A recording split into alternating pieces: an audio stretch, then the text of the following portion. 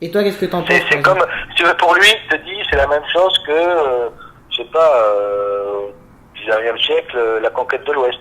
D'accord? C'est découvrir, l'homme a commencé à découvrir de nouveaux continents. Aujourd'hui, on a tout découvert, donc, et pour que l'homme continue à découvrir les choses, ben, il faut aller, sur notre planète aujourd'hui. C'est ça leur vision. Oui. C'est une vision de pionnier, comme les Américains ont. Et toi, qu'est-ce que t'en penses? Que c'est un bon projet, qu'ils ont raison, ou que ça va pas fonctionner et ils vont abandonner parce que ça coûte trop de sous ou c'est trop compliqué? Non, je pense, d'abord c'est compliqué, oui, il y a des challenges technologiques importants, mais ces gens-là, que ce soit Musk et Bezos, ce sont des gens brillants, ce sont des génies, en tout cas Musk, génie techno, et voilà, ce sont des mecs brillants qui savent très bien ce qu'ils font, qui savent très bien ce qu'ils disent, et qui savent très bien, encore une fois, comprendre quels sont les challenges technologiques. Donc, ils savent que ça va coûter beaucoup d'argent, ils savent que ils auront besoin de beaucoup d'argent, mais je te dis, Bezos, lui, il s'en fout, il a Amazon, donc l'argent, il en a, c'est l'homme le plus riche du monde. Et Musk, aujourd'hui, commence à être très riche aussi. Donc, c'est pas un problème, c'est plus un problème technologique, je dirais presque un problème d'argent, même si aller sur Mars, développer quelque chose pour aller sur Mars, ça va coûter au moins 10 milliards de dollars, au moins. Ça serait quoi, par exemple, les problèmes technologiques? C'est de pas avoir assez d'énergie dans le moteur ou que... Ouais, il y a les problèmes de sécurité.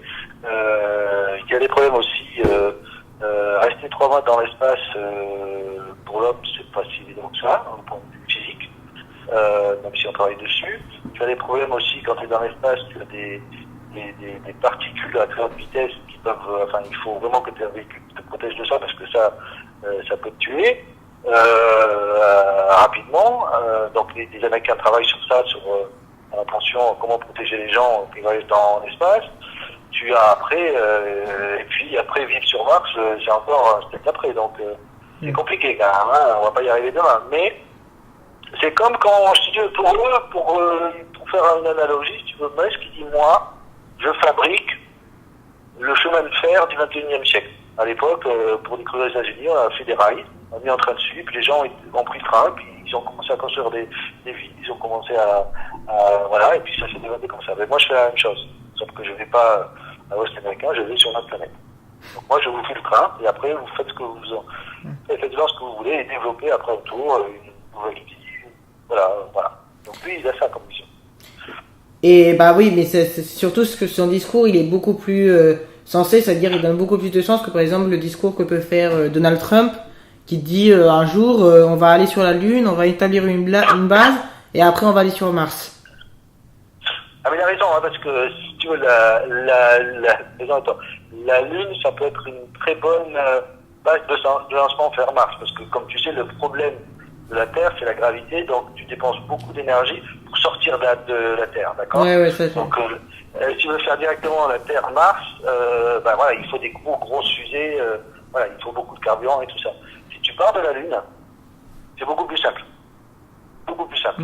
Donc, tu as besoin de beaucoup moins d'énergie au départ, et donc, ils peuvent voir la Lune, même Musk m'a dit, je pense, ils peuvent voir la Lune comme si tu veux, un relais entre la Terre et Mars. Ok. Et voilà. Mais sinon, qu'est-ce que tu crois que ces objectifs à tous les gens, à Trump par exemple, pourquoi il veut aller sur Mars? Pour démontrer encore que l'Amérique c'est la plus grande puissance du monde comme c'était à l'époque de la guerre froide, ils sont super forts, ou c'est seulement de la technique comme de l'exploration comme si c'était passé avec Curie? Non, parce que je pense qu'on lui a fait comprendre que l'espace ça va être utilisé commercialement et qu'il y a beaucoup de business à faire. Et que donc c'est du business et qu'il y a beaucoup d'argent à se faire. Tu peux faire beaucoup de choses dans l'espace, hein, si tu vas le faire, tu peux faire des usines spatiales, tu peux faire plein de trucs, donc tu peux exploiter les ressources de l'univers, tu peux exploiter les ressources. Bon, pour eux, c'est encore une fois, c'est comme la conquête de l'Ouest. Pourquoi tu conquiers l'Ouest? C'est parce que c'était pas pour faire plaisir aux gens, c'était pour trouver de nouvelles terres, de nouvelles ressources, ça va faire la même chose. C'est exactement la même philo. Ok. Exactement. Ouais. Et sinon, moi j'ai une dernière question. C'est plutôt une question de ce que tu m'avais dit et que je trouve pas l'entreprise. Tu te souviens que tu m'avais dit qu'il y avait une entreprise OneWello, je crois que tu m'as dit qu'elle s'appelait, qui voulait faire de l'internet planétaire. C'est-à-dire le 5G. Non, tu en as deux. T'as OneWeb. OneWeb. Ah ouais. Ouais. ONEWEB. Ok. Et t'en as une autre, c'est SpaceX aussi, la boîte encore, ça c'est Musk encore, qui veulent, si tu veux, effectivement couvrir, c'est pas que de l'internet, t'as un téléphone, mais c'est couvrir la Terre d'un réseau internet, dans une couverture globale de toute la Terre. Donc partout où tu es sur la Terre, tu auras internet, où que tu sois. Sinon aussi tu m'avais parlé de planète, et là oui j'ai trouvé des choses sur qui la vidéo 24 heures sur 24 de la Terre va permettre de faire plein d'avances. Ouais. Ça c'est, j'ai trouvé ça super intéressant moi. T'en as une autre qui est pas mal, mais qui est plus rappelée parce qu'ils ont fait des trucs récemment, c'est Planetary Resources. Eux, leur but c'est d'exploiter les ressources minières d'un astéroïde. Voilà. Les planètes, c'est bien, c'est une bonne boîte, hein, ça avance bien. Ouais, j'ai vu, je regarde des fois. Et... Aujourd'hui, il doit y avoir 200 satellites en orbite, je crois, à peu près. 198. ouais. Non, Attends. Ouais, c'est une très bonne boîte. Ouais. Ah, si tu veux, je pourrais te le filer. Ah ouais, mais je peux pas te le filer parce que j'ai un film. On m'a filé une nana. Mais comme c'est sa boîte, c'est un peu compliqué. Non, t'inquiète.